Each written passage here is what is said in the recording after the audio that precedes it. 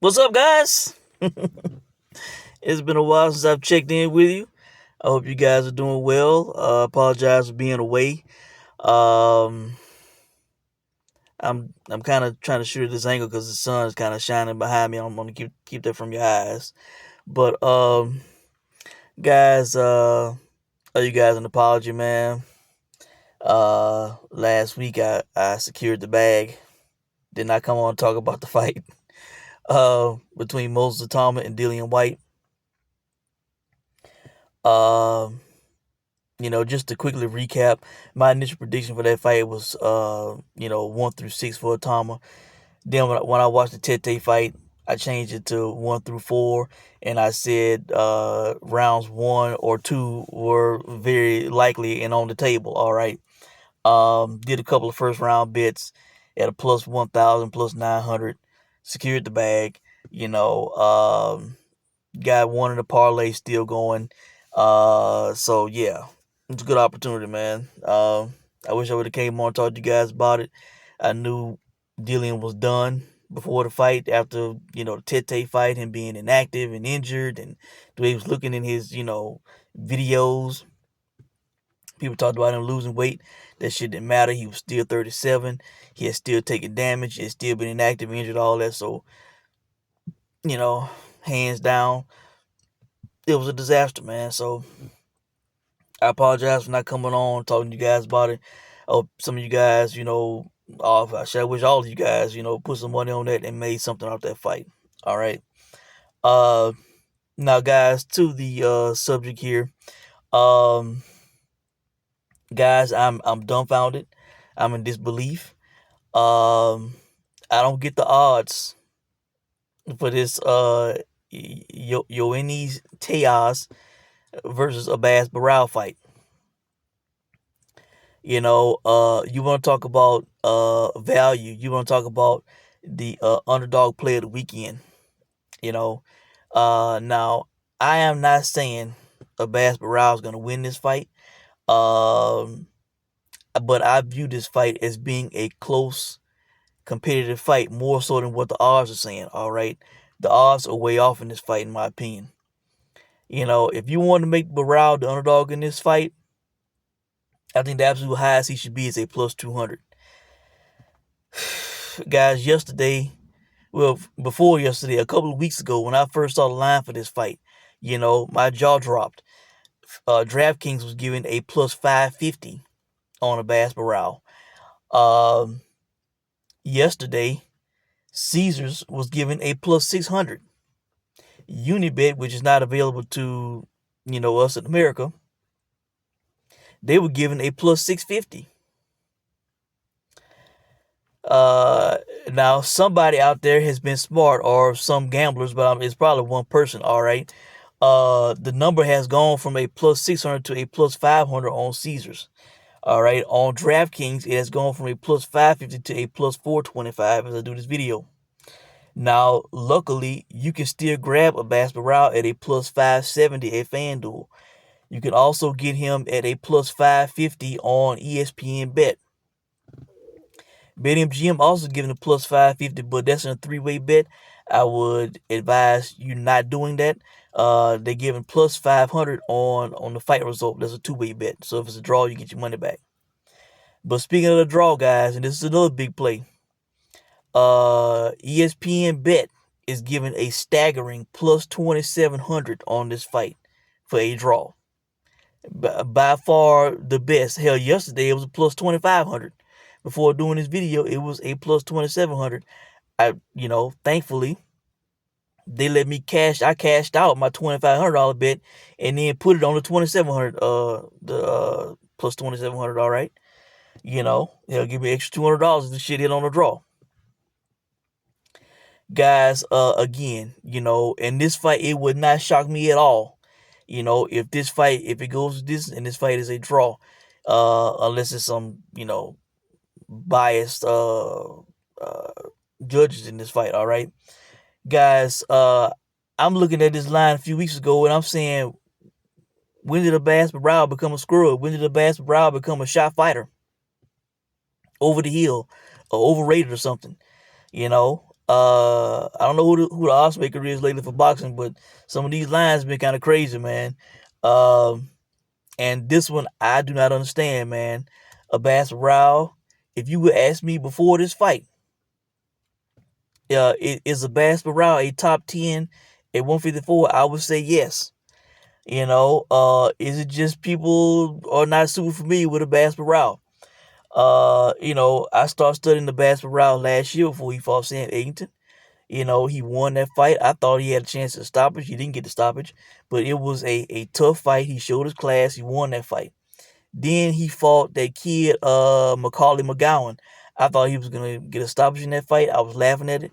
Unfortunately, he did not.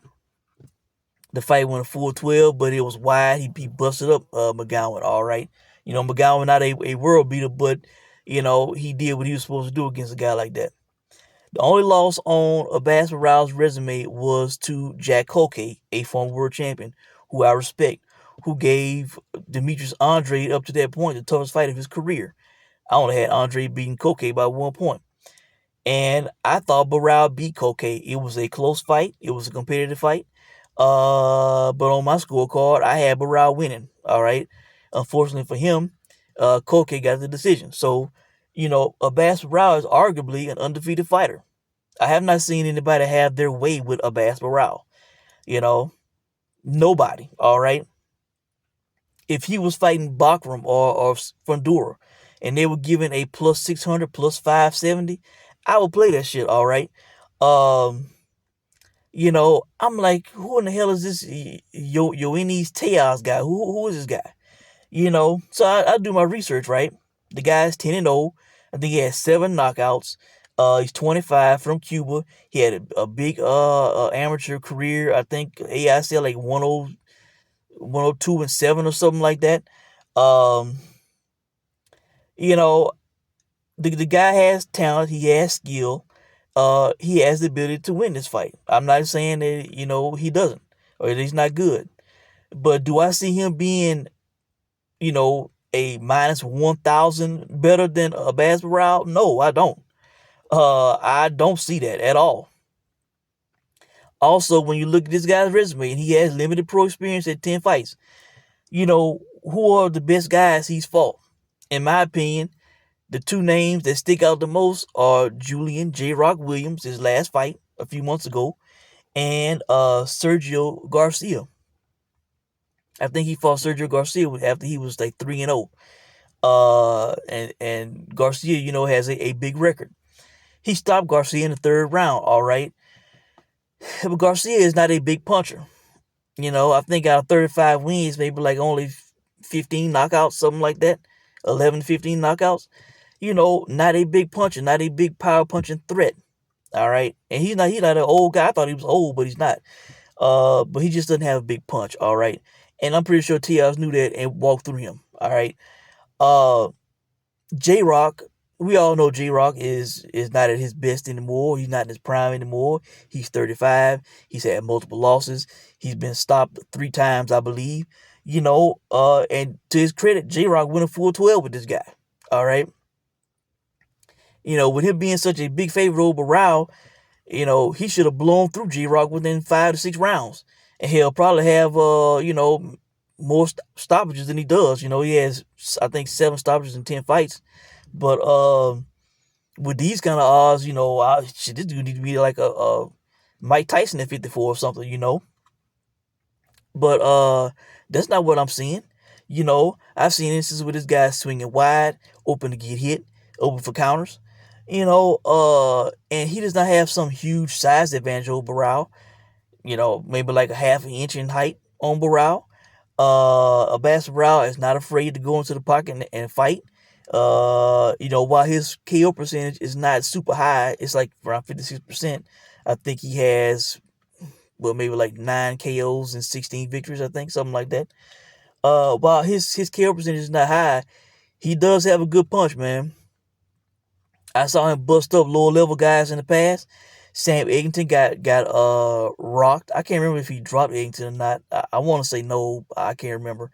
But he definitely had Eggington rocked and hurt in that fight. He had Eggington respected his punch.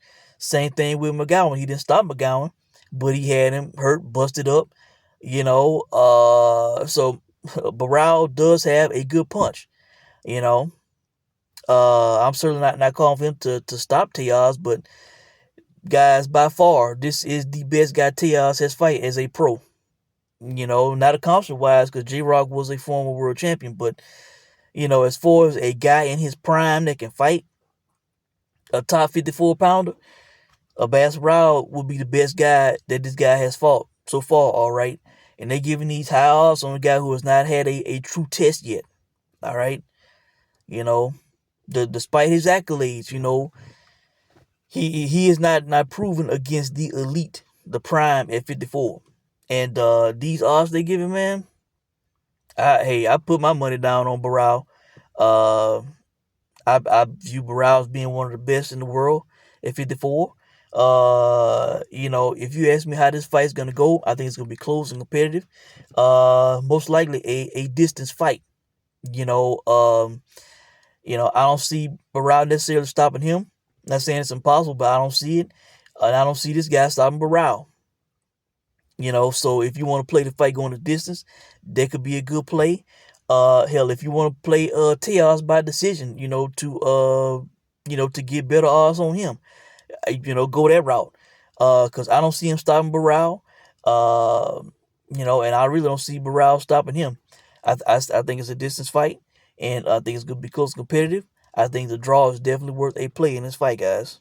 Especially at a plus 2,700. I mean, damn. Yeah, if you put a 50 on there, what's that? Uh, what, like 1350 or some shit? I think in profit. You know, so guys, I'm not saying Baraou's gonna win. Uh, but these odds are too wide. He is not a plus 600 against this guy. Tellez he gotta show it to me. He gotta show he that much better. He gotta beat Baraou, 10-2, 11-1, 12-0, to me, to get these kind of odds. And I don't see that happening. Abass Baraou been working long and hard for this world title opportunity. Is for the interim belt. He said at the weigh-in yesterday he been waiting his whole career for a tough fight like this. You know, so and as far as up to now, I think the best name on his resume by far is Jack Koke, a former world champion. It was a close competitive fight. I thought he edged it, but officially he did not get a decision. So that's the way I view Baraou, guys. He is a live dog in my eyes in this fight, and they giving big odds. So hopefully you will see this video before all the other sportsbook adjust, because the odds might drop with them dropping their seizures and DraftKings. ESPN Bet, BetMGM, and FanDuel might eventually drop their odds. So if you're interested in this play, you might want to hop on it ASAP. All right, it's tonight on the MVP card, co-main event. It should be the main event in my eyes, but they got some lower weight guys that I think one signed the match. I mean, to MVP they pushing. So, but that's the biggest fight tonight in my opinion. Let me know what you guys think, man. I hope you guys been doing well. I hope you guys are making money. Good luck in any bets that you place. This weekend and coming up. After this weekend, I cannot think off the top of my head what the next play is. Um, but I will come on and talk about that. And also I'll come on and talk about this fight after the fight. I think it's gonna be a close competitive fight, guys. So, and some good opportunities. All right. Let me know what you guys think. Good luck to you. And I'll check in with you guys soon. Thanks for watching.